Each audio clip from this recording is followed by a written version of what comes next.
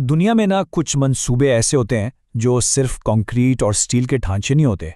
वो एक कौम के अज़्म और इंजीनियरिंग के कमाल की जिंदा मिसाल होते हैं। और तरबेला डैम बिल्कुल एक ऐसी कहानी है। तो चलें आज इसकी गहराई में उतरते हैं और देखते हैं कि इस देवे हैकल डैम का माजी कैसा था, आज ये कहाँ खड़ा है और इसका मुस्तकबिल क्या होने वाला है।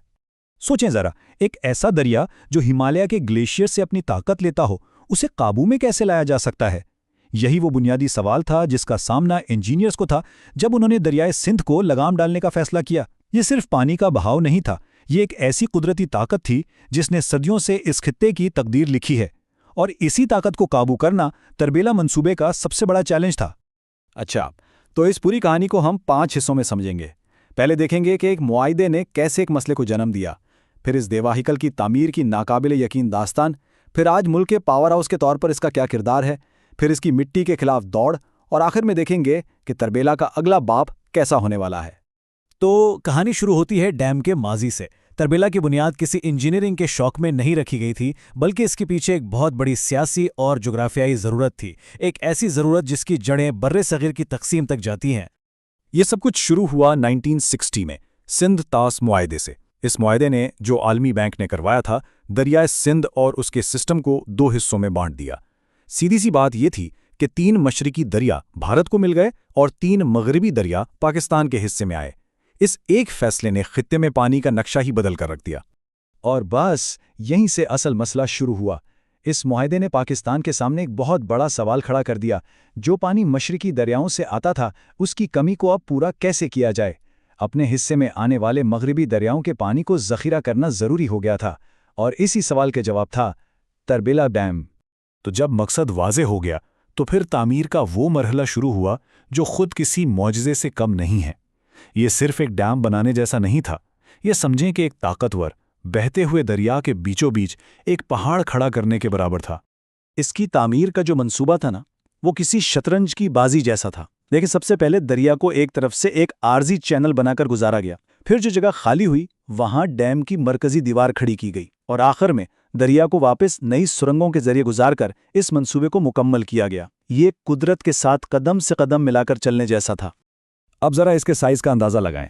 139 मिलियन क्यूबिक यार्ड्स। ये इतना मट्टी और पत्थर है कि आप इसे एक पूरा छोटा पहाड़ खड़ा कर सकते हैं। वाकई ये कोई मजाक नहीं है। और यही वजह है कि आज भी ये दुनिया का सबसे बड़ा अर्थफिल्ड डैम कहलाता है। लेकिन इस अजीम तामीर की एक इंसानी कीमत भी थी। इस डैम की झील के लिए 135 गांवों को कुर्बान करना पड़ा, और लगभग 96,000 लोगों को अपनी ज़मीनें, अपने घर छोड़ने पड़े। ये तरक्की के लिए दी जाने वाली एक बहुत बहुत बड़ी कुर्बानी थी। तो ये तो था डैम का माजी। अब आते हैं इसके हाल की तरफ। आज तरबेला सिर्फ पानी का ज़ख़ीरा नहीं है, बल्कि ये पाकिस्तान की माइशत और तवानाई के निज़ाम की शहरग बन चुका है। और वक्त के साथ साथ इसकी अहमियत कम नहीं हुई, बल्कि बढ़ी है। आप खुद देखें, 1992 में इसकी बिजली बनाने की सलाहियत तकरीबन 3,500 मेगावाट थी, जो चौथे तौसी मंसूबे के बाद बढ़कर तकरीबन 4,900 मेगावाट तक जा पहुंची है। ये इसकी मुसलसल बढ़ती हुई ताकत का सबूत है। और ये आदादो शुमार इसकी अहमियत को और भी वाज़े कर देते हैं। सिर्फ एक साल 2020 में इसने 17,000 गीगावाट घंटे से ज़्यादा बिजली पैदा की। ये इतनी तवानाई है जो लाखों घरों को रोशन करती है और मुल्क की इंडस्ट्री को चलाती है। लेकिन हाल की तस्वीर में सिर्फ कामयाबियां ही नहीं हैं। तरबेला को आज एक बहुत बड़े चैलेंज का सामना है। और ये चैलेंज किसी बाहर से नहीं आ रहा, बल्कि खुद दरिया के अंदर से आ रहा है। ये है गाद, यानी मिट्टी के खिलाफ एक नाखत्म होने वाली दौड़। तो ये मसला कितना बड़ा है? देखें, जब ये डैम 1974 में बना था ना, तो इसमें तकरीबन 9.7 मिलियन एकड़ फुट पानी ज़ख़ीरा करने की गुंजाइश थी। लेकिन आज दरिया अपने साथ जो मिट्टी लाता है वो जमा होती गई, और अब ये गुंजाइश कम होकर सिर्फ 6.4 मिलियन एकड़ फुट रह गई है। मतलब इसकी 1/3 से ज़्यादा ज़ख़ीरा करने की सलाहियत ख़त्म हो चुकी है। ये एक बहुत बड़ी कमी है। और ये बात बहुत संजीदा है। माहिरीन का अंदाज़ा है कि अगर मिट्टी इसी रफ्तार से जमा होती रही तो डैम की कारामद ज़िंदगी 2060 तक ख़त्म हो सकती है। ये एक ऐसी हकीकत है जो हमें बताती है कि अब कुछ नया और जदीद करने की ज़रूरत है। लेकिन ये कहानी यहाँ ख़त्म नहीं होती। अब हम तरबेला के मुस्तकबिल की तरफ देखते हैं, जहाँ इंसानी ज़हानत एक बार फिर फितरत के इस चैलेंज का मुकाबला करने के लिए तैयार है।